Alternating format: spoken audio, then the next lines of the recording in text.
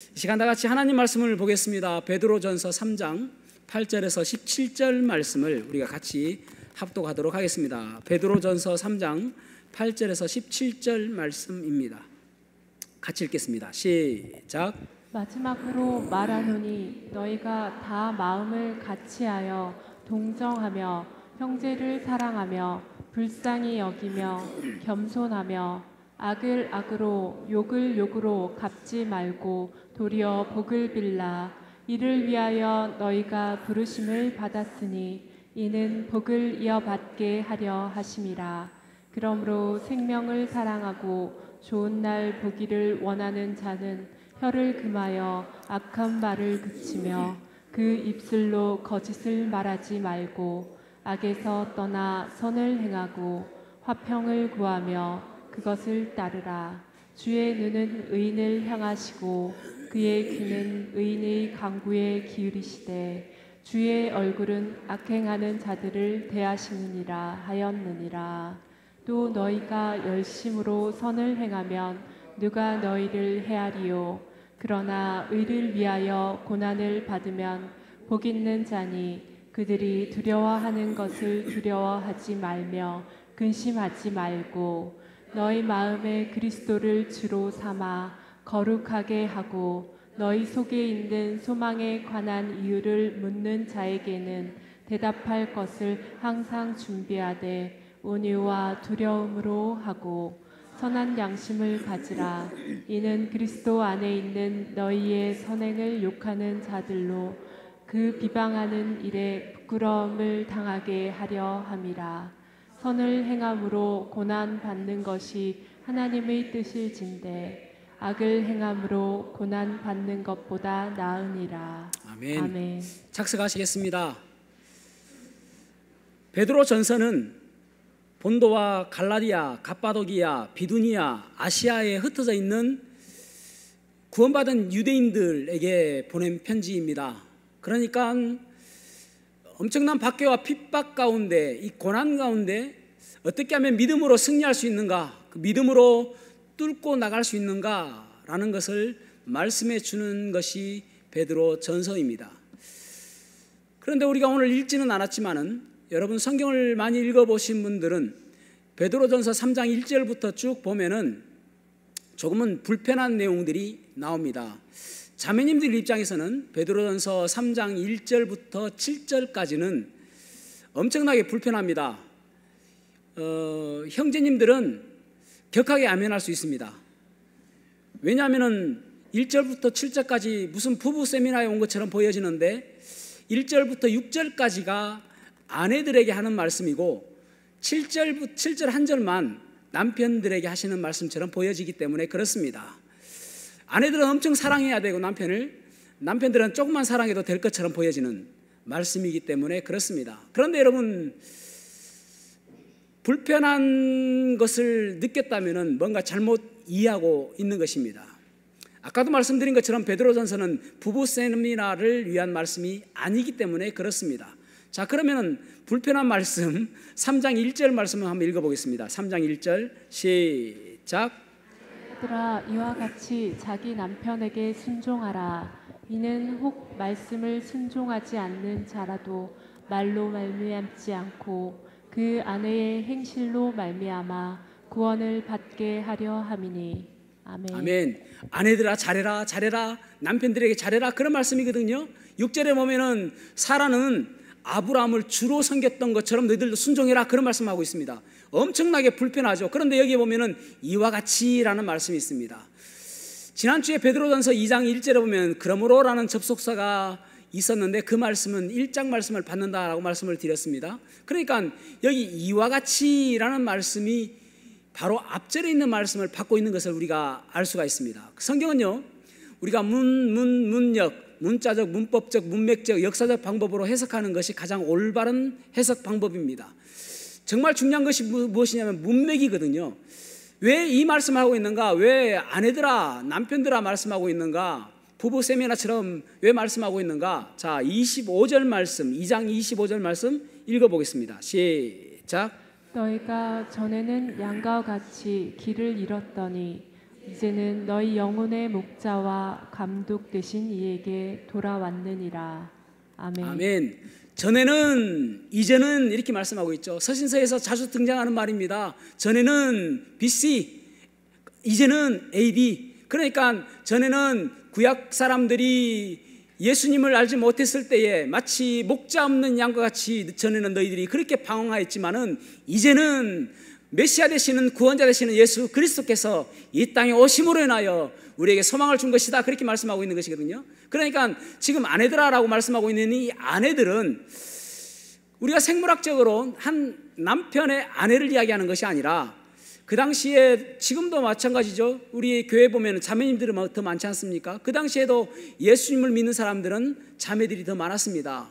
그러니까 믿지 않는 남편들에게 먼저 믿은 구원받은 성도가 해야 될 일을 이야기하고 있는 거예요. 그러니까 당장 단지 이 아내들아라고 하신 말씀이 아니라, 먼저 믿은 구원받은 너희들은 구원받지 않은 네 배우자들을 위해서 이렇게 살아야 된다, 그런 말입니다. 그러니까 먼저 구원받은 우리가 구원받지 않은 배우자뿐만 아니라 내 주위에 있는 많은 사람들에게 어떻게 살아야 될지를 말씀하고 있는 내용이다라는 것이죠. 조금 편해지셨죠? 맞습니다, 여러분. 그러니까 이것이 그냥 단지 아내들뿐만 아니라 구원받은 우리가 어떻게 살아야 될지 말씀하고 있는 것입니다. 여러분, 우리는 이 고난을 어떻게 승리할 수 있는가, 그 승리의 비결을 말씀하고 있는데, 고린도후서 4장 16절에 보면 우리의 겉사람은 후피하나 우리의 속사람은 날로 새로워진다라고 말씀하고 있습니다. 겉사람은 후피한다, 후피하다는 말은 낡아진다라는 말이에요. 자매님 지난주보다 많이 낡아지셨어요. 예. 기분 나빠도 어쩔 수 없죠. 날마다 낡아지니까. 그러나 그 사람을 어떻게 좀 새롭게 할 수 있는 방법은 여러 가지 방법이 있죠. 백화점의 힘을 빌린다든지, 아니면 의사의 힘을 빌린다든지, 아니면 뭐 미용의 기술을 빌린다든지 할 수가 있겠죠. 그러나 속사람이 중요하다라는 말입니다. 속사람을 어떻게 새롭게 해지고 어떻게 강하게 하느냐에 따라서 우리가 이 땅에 살아가면서 승리할 수 있는 비결이 바로 속사람이다라는 것을 말씀하고 있습니다. 자, 그러면은 우리의 속사람, 이 속사람이 무엇인가를 오늘 본문에 대해서 말씀하고 있는데, 3장 11절 말씀 같이 읽어보겠습니다. 베드로전서 3장 11절 시작. 악에서 떠나 선을 행하고 화평을 구하며 그것을 따르라. 아멘. 아멘. 13절 말씀요. 시작. 또 너희가 열심으로 선을 행하면 누가 너희를 해하리요. 아멘. 16절에서 17절 말씀요. 시작. 선한 양심을 가지라. 이는 그리스도 안에 있는 너희의 선행을 욕하는 자들로 그 비방하는 일에 부끄러움을 당하게 하려 함이라. 선을 행함으로 고난 받는 것이 하나님의 뜻일진데 악을 행함으로 고난 받는 것보다 나으니라. 아멘. 아멘. 그리스도 안에 있는 속사람은 무엇인가 하면은 선한 행동이다라고 말씀하고 있습니다. 선한 행동이라는 말, 우리가 흔히 매스컴을 통해서 어떤 사람이 착한 일을 했다 할 때에 선한 영향력이 있다라는 이야기를 가끔 듣기도 합니다. 그렇게 이야기하는 선한 것이 아니라 하나님께서 인정하시는 선함이라는 것은 무엇인가 하면은 복음입니다. 복음에 합당한 삶, 복음에 어울리는 삶, 복음이 부끄럽지 않는 복음이 부끄럽지 않는 삶을 선한 행동이라고 이야기하는 것입니다.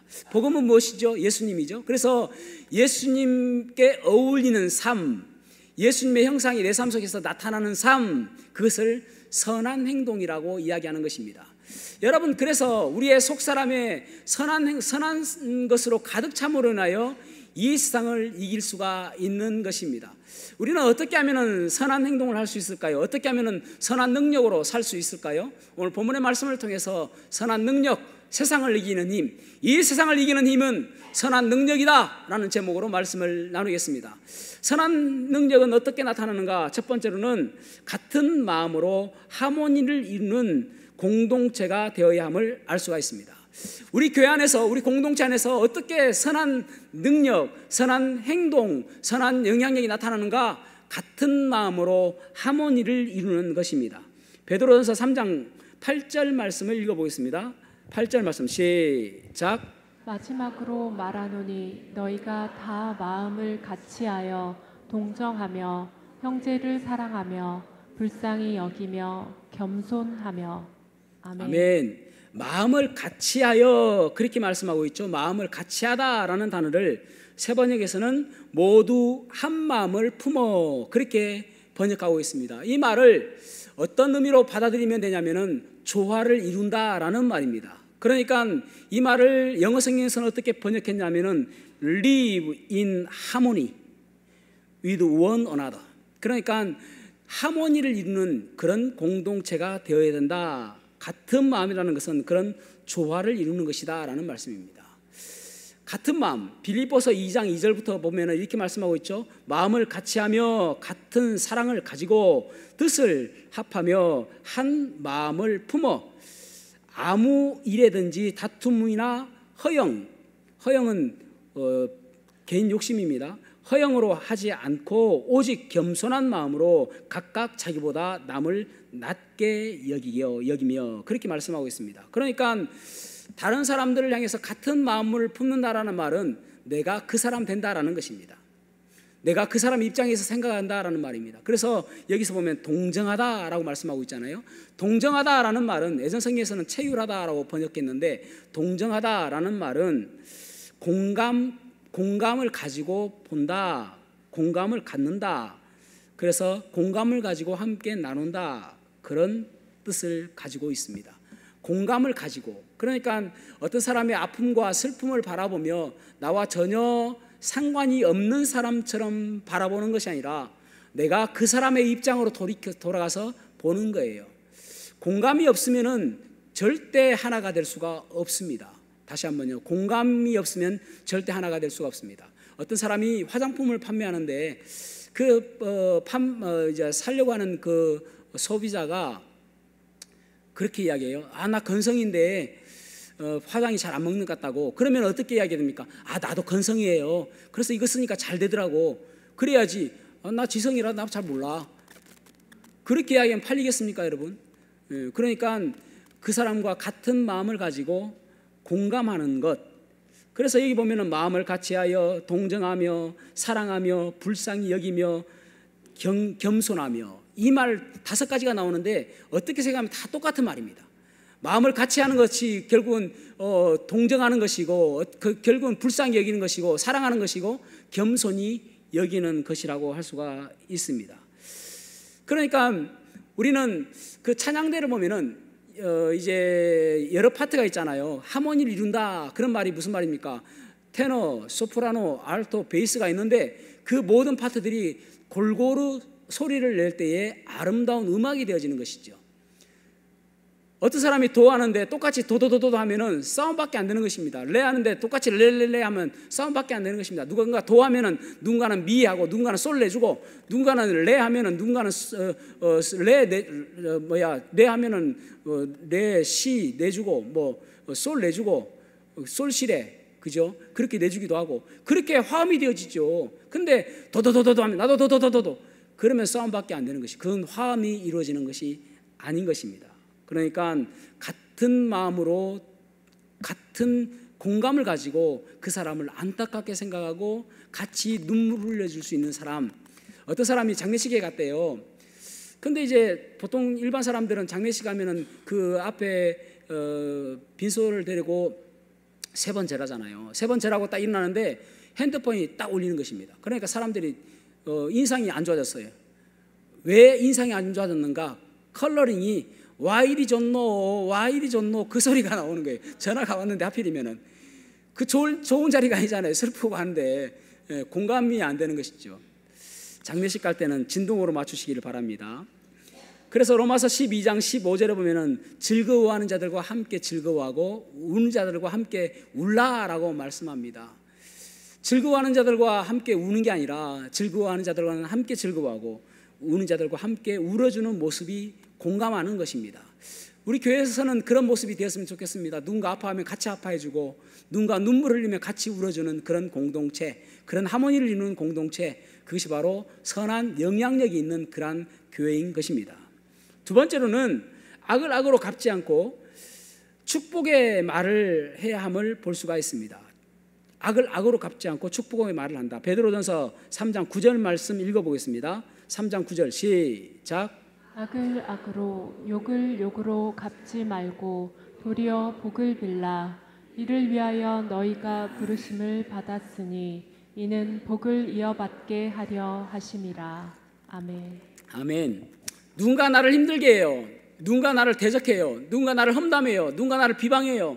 그럼에도 불구하고 우리가 그를 악을 악으로 갚지 아니하고 나도 똑같이 갚아주지 아니하고 축복해야 되는 그 이유는 우리는 축복의 사람으로 부름받았기 때문에 그렇습니다. 다시 한번요. 우리를 축복의 사람으로 불러주셨기 때문에 우리는 축복해야 되는 것입니다. 우리가 왜 원수도 사랑하고 우리가 왜 그 사람을 축복해야 되는가 하면은 우리가 먼저 그 은혜를 입었기 때문에 그렇습니다. 로마서 5장 8절에 그렇게 말씀하고 있잖아요. 우리가 아직 죄인 되었을 때에 그리스도께서 우리를 위하여 죽으심으로 하나님께서 우리에게 대한 자기의 사랑을 확증하셨느니라. 우리가 아직도 죄인이에요. 우리가 아직도 주님과 하나님과 원수 사이예요. 그럼에도 불구하고 하나님께서 예수 그리스도를 우리에게 보내주셨기 때문에 우리가 받은 그 사랑 때문에 우리도 다른 사람들을 축복해야 하는 것입니다. 또한 우리가 왜 그 사람을 축복해야 되냐면은 우리의 기도에 응답받기 위해서는 그렇게 해야 된다라고 말씀하고 있습니다. 12절 말씀 보십시오. 베드로전서 3장 12절 시작. 주의 눈은 의인을 향하시고 그의 귀는 의인의 간구에 기울이시되 주의 얼굴은 악행하는 자들을 대하시느라 하였느니라. 아멘. 주의 눈은 의인을 향하여 바라보고 계시고 주의 귀는 의인의 간구에 기울이신다. 그렇게 말씀하고 있습니다. 하나님 사랑의 눈으로 너를 어느 때나 바라보시며 하나님 인자한 귀로서 언제나 너에게 기울이시니 어두움에 밝은 빛을 비춰주시고 너의 작은 신음에도 응답하시니 하나님께서 우리를 바라보시고 우리의 신음소리에 귀를 기울여 주시기 때문에 우리는 다른 사람들을 축복해야 되는 것입니다. 여기 의인이라고 했잖아요. 의인이 누구인가? 11절 말씀 보십시오. 의인은 어떤 사람인가 보면은 11절에 악에서 떠나 선을 행하고 화평을 구하며 그것을 따르는 사람을 의인이라고 이야기하는 것입니다. 악에서 떠나고 화평을 구하는 사람, 그 사람이 의인이다. 그래서 그 의인을 주님께서 바라보시고 그 의인의 기도에 귀를 기울이신다. 그렇게 말씀하고 있습니다. 여러분, 우리가 입 바른 소리 잘하는 사람 있지 않습니까? 올바른 소리처럼 보여지죠. 근데 그것이 과연 그 사람을 무너뜨리는 것인가, 그 사람을 세우는 것인가 생각해 보아야 됩니다. 세상에서 우리에게 가르쳐 주는 세계관은 무엇인가 하면은 받은 대로 갚아라입니다. 반드시 응징해라 라는 것입니다. 그래서 많은 사람들이 자동차 운전하면서도 앞에서 누군가 급브레이크 밟으면은 반드시 앞에 가서 급브레이크 한번 밟아줘야 속이 후련한 사람이 있습니다. 반드시 갚고 말아야 속이 후련한 사람이 있습니다. 그렇다면 여러분 한번 생각해 보십시오. 지나간 날들을 생각해 보시기 바랍니다. 갚아서 속이 통쾌해졌습니까? 후련해졌습니까? 내게 강 같은 평화 넘칩니까? 그렇지 않잖아요. 계속 찝찝하고 계속 뭔가 잘못된 것처럼 보여지지 않습니까? 왜 그렇습니까? 우리는 그런 존재로 부름받지 않았기 때문에 그렇습니다. 로마를 기독교가 집어삼켰습니다. 313년 콘스탄틴 황제가 로마를 국교로 기독교를 정했습니다. 그 전까지 얼마나 박해가 있었습니까? 그때 기독교인들이 반드시 싸워서 이기고 칼 들고 싸우고 창 들고 싸워서 이겨서 로마가 기독교로 바뀌었습니까? 그렇지 않잖아요. 로마 그 많은 사람들이 순교를 당하면서 초대교회 때 많은 사람들이 순교를 당하면서 그들이 내뱉었던 이야기가 무엇인가 하면은 당신을 축복합니다입니다. 순교당하면서 화형당하면서 죽으면서도 그들은 당신을 축복합니다라는 그 단어가 결국은 로마를 뒤엎은 것입니다.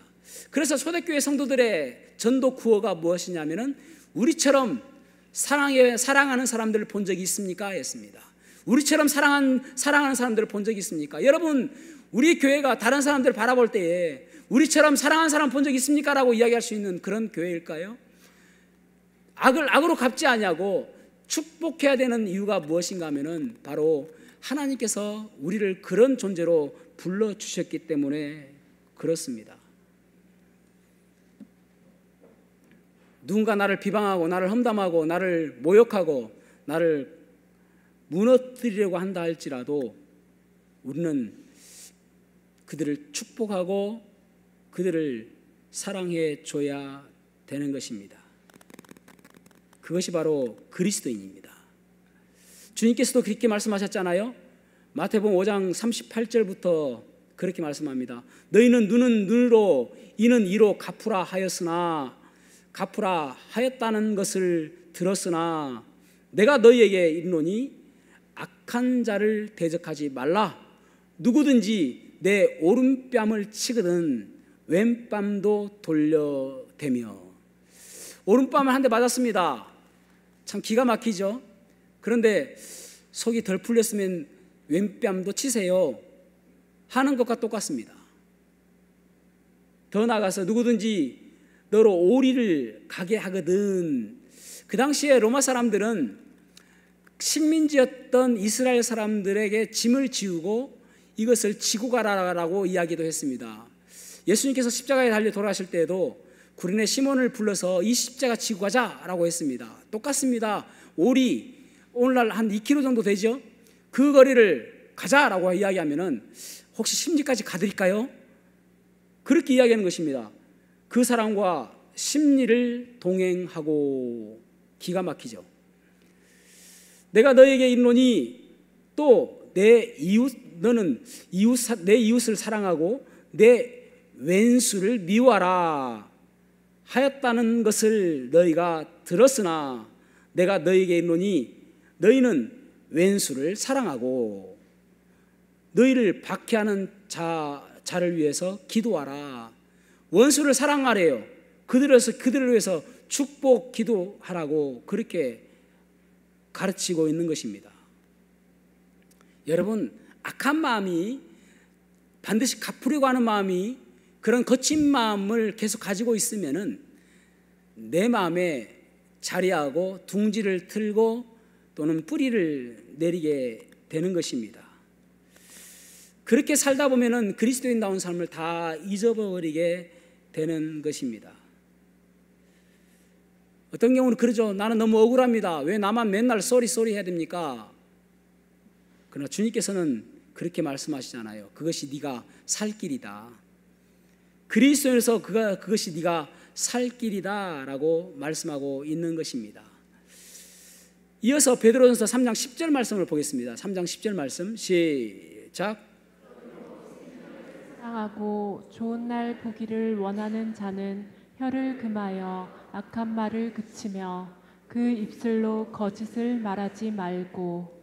아멘. 아멘. 좋은 일 보기를 원한다면, 행복한 날을 되기를 원한다면, 주님 만났을 때 칭찬받기를 원한다면 악한 말 하지 말고 거짓을 하지 마라. 그렇게 말씀하고 있습니다.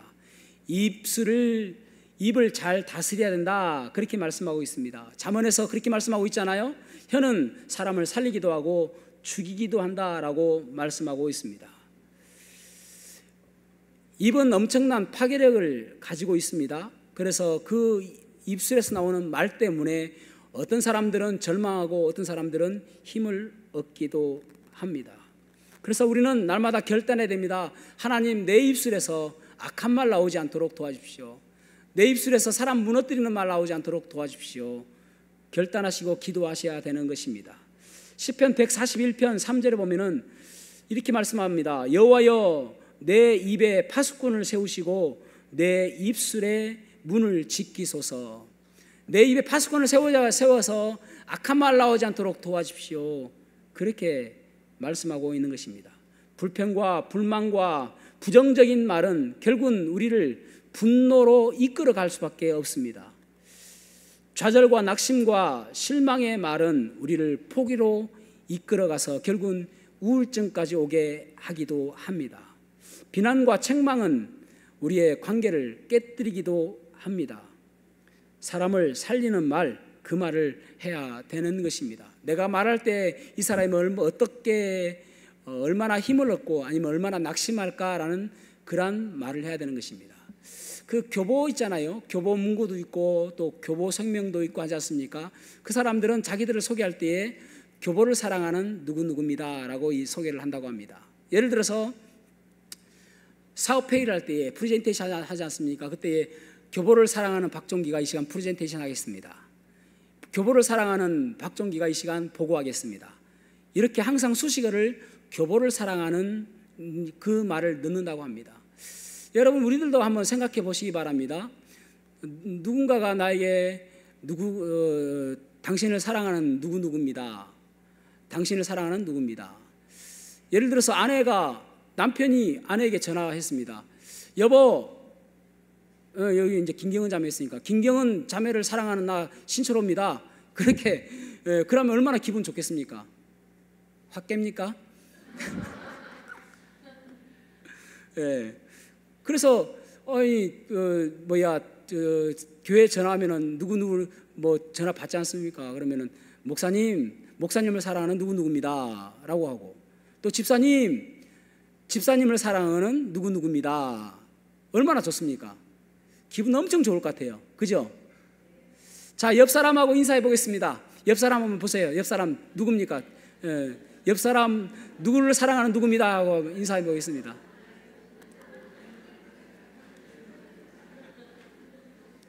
소그룹 나눌 때도 그러면 좋잖아요. 예를 들어서 마리아를 사랑하는 김경은입니다. 마리아를 사랑하는 이우영입니다. 이런 식으로 하면 얼마나 좋을까 싶습니다. 그래서 앞에 수식어를 넣어가지고 하면은 이제 교보를 사랑하는 그것은 그 조직을 사랑하기 위해서 하는 것이거든요. 예를 들어서 우리도 울산교회를 사랑하는 박종기입니다. 그런 식으로 하면은 참 좋겠다라는 생각을 갖게 되었습니다. 그래서 세워주는 언어가 있는데 한 3가지만 말씀을 드려볼게요. 첫 번째 세워주는 언어는 축복의 언어입니다. 축복합니다. 여러분 성경에 보면은 얼마나 하나님께서 축복하신 내용이 나옵니까? 창세기에 보면은 하나님께서 복을 주시며 말씀하고 있고, 아브라함에게 복 주시고 이삭에게 복 주시고 야고보에게 복 주시고 계속 축복의 말씀이 나오잖아요. 민수기 6장에 보면은 여호와께서 복을 주시며 지켜주시기를 원하며 여호와께서 그 얼굴을 너에게로 향하여 드사 평강 주시기를 원하며 여호와께서 그 얼굴을 너에게로 향하여 비추사 은혜 베푸시기를 원한다. 축복의 언어가 얼마나 많은지 모릅니다. 그래서 여러분 옆 사람에게 그렇게 자주 인사하세요. 축복합니다. 축복합니다. 하나님께서 축복해 주시기를 원합니다. 그런 축복의 언어, 자녀에게 축복합니다. 남편에게 축복합니다. 그런 언어가 있으면 좋겠다라는 생각이 듭니다. 두 번째 세워주는 언어는 칭찬과 격려의 언어입니다. 칭찬과 격려의 언어. 보통 이제 남자들 있지 않습니까? 남자들이나 여자들이나 똑같을 것 같아요. 남자들은 결혼해서 이쁜 아내보다는 이쁜 말을 하는 사람을 더 좋아한답니다. 통계적으로. 사실은 젊었을 때는 안 그렇잖아요. 젊었을 때는 젊은 형제들은 앞으로 어떤 사람을 만나고 싶어 하면은 이쁘고 착한 여자가 있으면 좋겠습니다. 근데 여러분 사실은 똑같은 말이에요. 이쁘면 다 착합니다. 자매들도 똑같아요. 어떤 남자를 원해야 하면은 멋지고 착한 남자가 있으면 좋겠습니다. 다 똑같은 말입니다. 멋지면 착해요. 다 용서가 되어집니다. 멋지면 다 용서가 되어지고 이쁘면 다 용서가 되어져요. 그래서 동의합니다. 이쁜 게 착한 거예요. 그런데 결혼해서 좀 지나가 보면은 그게 조금 아니다라는 생각이 듭니다. 그래서 이쁜 것보다는 이쁜 말을 하고 이쁜 마음을 가진 사람이 더 좋습니다라고 이야기합니다. 재미있는 말씀이 있습니다. 잠언 21장 19절 말씀 보겠습니다. 잠언 21장 19절 말씀 시작. 따지고 바가지 긁는 아내와 함께 사는 것보다 사망에 홀로 사는 것이 낫다. 쉬운 성경이거든요. 바가지 긁는 여자와 사는 것보다 사막에서 혼자 사는 게 낫다, 그렇게 말씀하고 있죠. 그러니까 아멘이죠, 우리는. 아내하고 옆집 여자하고 싸웠습니다. 그럼 남편이 가만히 듣고 있다가 아이고, 당신같이 착한 사람이 화낼만 하네, 그렇게 이야기하는 게 옳거든요. 여러분, 좋은 대사는 외우셔야 됩니다. 화낼만 하네. 자, 따라 하시겠습니다. 화낼만 하네. 그게 제일 좋은 말이거든요. 그런데 그렇게 이야기하지 않고 내가 딱 들어보니까 그 사람 말도 일리가 있네, 그 사람도 틀린 말 한 건 아니네, 그러면은 그날 저녁 없습니다. 외우셔야 돼요. 화낼만 하네. 또 아내가 이제 거울 앞에서 옷을 탁 입어보면서 아, 여보 나 살쪘지, 그러면은 대부분 어떤 남편들은 그래요. 아이고, 그래도 이뻐. 그러면 저녁 없습니다. 그때는 뭐라고 이야기하는 게 정답이냐면은 아이고, 아가씨 때하고 똑같아. 그게 정답이지. 에? 그래도 이뻐 하는 것은, 그래도라는 말은 살쪘다는 말이잖아요. 기분 엄청 나쁘죠. 인정하는 거니까. 그게 정답이거든요. 외워야 됩니다. 그래서 여러분, 참 교회에서 보면은 다 이 사람들이 젠틀하고 점잖잖아요. 그리고 온유하시잖아요. 교회에서 하듯만 하면 됩니다. 자, 따라 하시겠습니다. 교회에서 하듯만 하자. 그렇죠. 교회에서 자매님들도 교회에서는 목사님, 자매님. 집에 가면 목소리가 확 바뀝니다. 교회에서 하듯만 하면 되는데, 그 다음에 세 번째로 세워주는 언어는 가능성을 이야기해 주는 것입니다. 그러니까 보통 이제 세상은 X, 뭐 동그라미, 틀린 것은 X, 맞는 것은 동그라미 해가지고 그 사람을 점수로 평가하잖아요. 그러나 하나님께서는 불가능한 사람이 없습니다. 아멘. 하나님께서는 불가능한 사람이 없습니다. 누구나 다 가능성이 있는 것이에요. 그래서 그 하나님께서 함께 하실 때에 그 가능성이 있는 그것을 바라보고 씨앗으로 보는 것이거든요. 한 씨앗 하나로 보라는 것이 아니라 그 씨앗이 땅에 묻혀서 많은 열매를 맺겠다는 그 씨앗, 그 가능성으로 칭찬해주고 격려해주는 것이 필요한 것입니다. 인디안 전설에 이런 이야기가 있습니다. 한 강아지가 사방이 다 거울로 이제 돼 있는 그런 방에 들어갔습니다. 강아지가 사방에 강아지들이 있으니까 놀래죠. 그래서 짖습니다. 멍멍멍멍. 그러니까 그 강아지들도 멍멍멍 짖습니다. 그러니까 이게 계속 짖다가 보니까 죽었어요. 만약에 그 강아지가 그 거울방에 들어가가지고 꼬리를 한번 흔들어줬다면 거울 속의 강아지들도 다 꼬리를 흔들었겠죠? 여러분, 인생은 부메랑입니다. 다시 한번요. 인생은 부메랑입니다. 야곱 보십시오. 그는 속이기 위해서 얼마나 노력합니까? 아버지도 속이고 형도 속이고, 그렇게 속이니까 결국은 그 삼촌에게 속임을 당하게 되어지고 아들들에게 속임을 당하게 되잖아요. 인생은 부메랑이거든요. 언어도 부메랑입니다. 내가 축복의 말, 얼마나 세워주는 말, 얼마나 사람들을 더 칭찬하고 격려하는 말, 그거 하느냐에 따라서 그 말이 다시 나한테 되돌아온다니까요. 그래서 인생은 부메랑이라는 사실을 잊지 말으셔야 됩니다. 그래서 내 말이 얼마나 사람을 세워주는가, 그것이 내 안에 있는 선한 능력, 선한 행동으로 나타나게 되어지는 것입니다. 마지막 세 번째로는 구원의 소망을 품고 살아가야 됨을 우리가 알 수가 있습니다. 자, 3장 15절 말씀 읽어보겠습니다. 3장 15절 시작. 너희 마음에 그리스도를 주로 삼아 거룩하게 하고 너희 속에 있는 소망에 관한 이유를 묻는 자에게는 대답할 것을 항상 준비하되 온유와 두려움으로 하고. 아멘. 아멘. 그 당시에 많은 성도들이 그 모진 고난을 받고 박해를 받으면서도 그 얼굴에서 웃음이 끊이지 아니하고 기쁨이 끊이지 아니하고 그 입술에서 찬송이 끊이지 않는 거예요. 그러니까 묻습니다. 아니, 너는 불평할 수도 있고 원망할 수도 있고 슬퍼할 수도 있고 좌절할 수 있는데 무엇이 너를 그렇게 기쁘게 할 수 있느냐? 너의 소망은 무엇이냐라고 물어본다는 거예요. 너는 왜 그렇게 용서하고, 너는 왜 이렇게 사랑하고, 너는 왜 이렇게 살 수 있느냐? 너의 소망은 무엇이냐라고 물어본다는 거예요. 그 대답이 바로 구원의 소망이다라는 것입니다. 여러분, 우리가 구원받는 거 기적이지 않습니까? 우리가 어떻게 그렇게 구원받을 수 있습니까? 그렇게 우리가 자격이 없음에도 불구하고 예수님께서 나를 위해 십자가에 달려 돌아가심으로 인하여 우리가 구원받지 않습니까? 그것이 기적이라면 우리가 매일매일 살아가는 것도 그저 나를 방관하지 아니하시고 내가 성숙하고 더욱더 성장하게 하기 위해서 하나님께서 허락하신 모든 환경이라고 생각한다면 그것도 하나님께서 우리를 이끄시는 구원의 방법이죠. 또한 우리가 주님 만났을 때 우리는 영화되어지는 그 구원 있지 않습니까? 또 우리가 천국에 가는 그 소망이 있지 않습니까? 그것이 우리가 실망하지 않냐고 좌절할 수 있는 이유가 되는 것입니다. 회복시켜 주시라는 그 소망, 그것 때문에 절망 가운데서도 우리가 소망을 잃지 않는 이유가 되는 것이죠. 사도행전 16장에 보면은 바울과 실라가 누구나 다 절망하고 누구나 다 원망하고 한탄할 수밖에 없는 그런 상황 속에서 그들은 그 옥에 갇혀서 찬송과 기도를 하게 되어집니다. 그때 간수가 그러잖아요. 내가 어떻게 하여야 구원을 받겠습니까? 그러니까 질문을 유발하는 그러한 삶이 되어지는 것이죠. 여러분, 뻔한 삶이 아니라 우리의 삶을 통해서 사람들이 어떻게 하여서 너는 그렇게 살아갈 수 있느냐, 그것을 대답할 준비를 가지고 살아가라, 그런 말입니다. 여기 대답하다라는 말, 준비하다라는 말, 이 말은 다른 말로 번역하면은, 준비하다라는 말을 다른 말로 번역하면은 원래 원어적인 의미는 변증하다라는 말입니다. 대답하다라는 말이거든요. 그러니까 준비하다, 그거 말 구원의 소망을 준비하는 것은 그 하나님을 변증할 수 있는, 하나님의 살아계심을 나타낼 수 있는 그런 기회로 삼아라라는 것입니다. 어떻게 해요? 온유와 두려움으로. 온유라는 것은 사랑과의 관계입니다. 두려움은 하나님과의 관계입니다. 그러니까 온유라는 것은 젠틀리스거든요. 영어 성경에서는 젠틀리스로 번역했습니다. 점잖게 신세적으로 그렇게 사람들에게 대해라.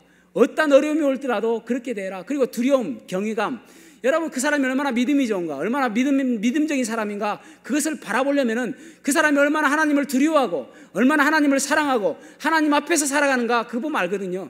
그러면은 그 사람의 행동이 달라지고 그 사람의 말투가 달라지고 그 사람의 걸음걸이가 달라지게 되는 것이거든요. 하나님을 경외하는 마음이 있는가?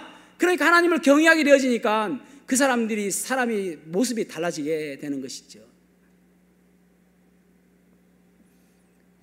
하나님께서 우리가 이 땅에 살아가면서 선한 영향력으로 살아가기를 원하십니다. 그것은 이 세상 사람들은 부끄러움을 모르거든요. 수치심을 모르거든요. 그래서 우리를 거울로 삼아 주신 거예요. 이 땅에 살아가면서 우리를 바라보고 하나님을 두려워하는 저 사람 보니까 하나님 살아계시는구나, 내가 잘못 살고 있구나, 내가 수치스러운 일을 했구나, 그 수치스러움을 알게 하기 위해서 우리를 그곳에 남겨두신 거예요. 그것이 선한 영향력입니다. 여러분, 99명이 물건을 훔치는 그 99명이 기준이 아니라 남의 것을 탐하지 않는 한 명이 기준이 되는, 그것이 바로 우리들의 몫인 것입니다. 우리를 바라보는 거예요. 선한 영향력으로 얼마나 살아가는가, 선한 능력으로 얼마나 살아가는가. 예전 사람들은 그렇게 이야기하지 않습니까? 어떤 아이가 참 바르고 보통 아이 같지 않을 때에 하는 이야기가 네 집 자식이야 라고 하잖아요. 네 집 자식이야. 똑같습니다, 여러분. 우리가 살아가는 걸 바라보면 저 사람 저렇게 살아가는 이유가 있구나, 저렇게 저 절망 가운데서 도저히 소망이 없는 그 상태에서 저 힘든 상황 속에서 저렇게 살아가는 이유가 있구나, 그것이 구원의 소망 때문에 그렇구나라는 것을 우리를 통해서 알게 된다라는 말입니다. 사랑하는 성도 여러분, 그렇습니다. 누구나 다 힘들죠. 누구나 다 어려운 상황을 우리는 겪고 있습니다. 그때 우리가 살아가는 힘의 원동력은 무엇인가 하면은 선한 능력입니다. 선한 영향력입니다. 그것을 통해서 우리가 승리할 수가 있는 것입니다. 복수를 이기는 것은 선입니다. 악을 이기는 것은 복음입니다. 절망을 이기는 것은 소망인 것입니다. 그래서 선한 능력으로 살아가야 되는 것입니다. 보네포 목사님이 계시죠. 디트리 보네포 목사님은 39세에 1945년에 교수형에 처하게 되어집니다. 그분이 선한 능력으로라는 글을 썼습니다.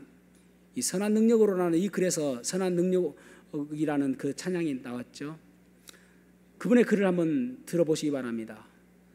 선한 능력이 고요히 감싸여, 그러니까 내 삶이 선한 능력으로 고요히 감싸고 있다라는 말입니다. 고요히 감싸여 그 놀라운 평화를 누리며 그대들과 함께 걸어가네. 저녁과 아침을 지나 영원까지. 선한 능력이 내 안에 감싸고 있다는 거예요. 나를 감싸고 있다는 거예요. 그래서 그 선한 능력으로 악을 이기고, 그 선한 능력으로 절망 속에서 소망을 갖게 되어지고, 선한 능력으로 우리의 무기가 되어지는 그런 말씀을 하고 있는 것입니다. 우리의 무기는 선함입니다. 우리의 방패는 사랑입니다. 우리의 전략은 용서입니다. 우리의 영광은 구원의 소망입니다. 사랑하는 성도 여러분, 선한 능력으로 날마다 승리하는 삶 살아가시기를 축복합니다. 우리 교회 같은 마음으로 하모니를 이루는 그러한 공동체가 되기를 원합니다. 악을 악으로 갚지 아니하고 축복으로 갚는 그러한 삶 되었으면 좋겠습니다. 구원의 소망 때문에 절망 가운데서 기쁨을 잃지 않는 저와 여러분이 되기를 주님의 이름으로 축복합니다. 기도하시겠습니다. 혹시 여러분 가운데 나는 아직 구원받지 못했습니다. 어떻게 하면 제가 구원받을 수 있습니까? 나는 아직 예수님을 모릅니다. 그런 분 계십니까? 손을 들어 표하시면 어떻게 예수님을 만날 수 있는지, 어떻게 예수님을 믿을 수 있는지 예수님을 소개해 드리겠습니다.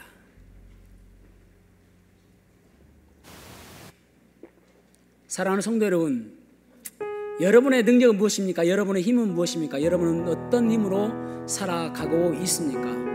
여러분의 자신의 능력과 자신의 힘으로 살아가고 있습니까? 주님, 제가 주님께서 주시는 그 선한 능력으로 용서하고 사랑하며 또 소망을 갖고 살아가는 그러한 삶 되기 원합니다. 저에게 힘 주십시오. 그렇게 소원하신 분 계십니까? 손을 들어 표하시면 여러분들을 위해서 기도해 드리겠습니다. 네, 그 손을 보았습니다. 이 시간 우리가 자리에서 일어나셔서 주 선한 능력으로 찬양하시겠습니다.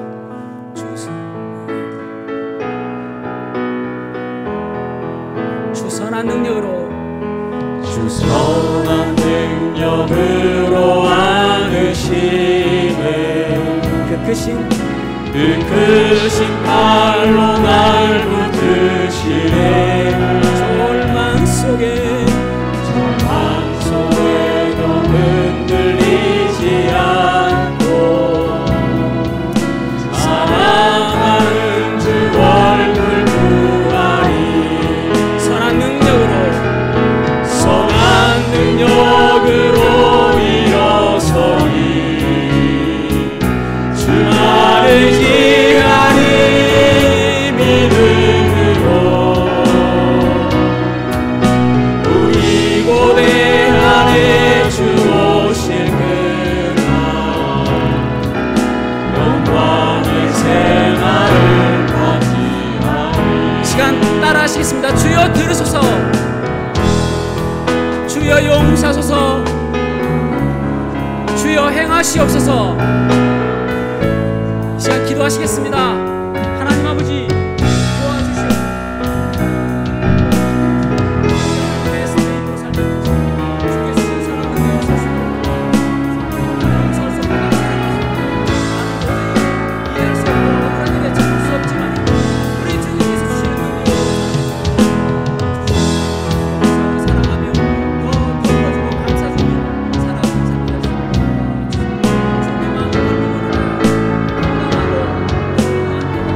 같이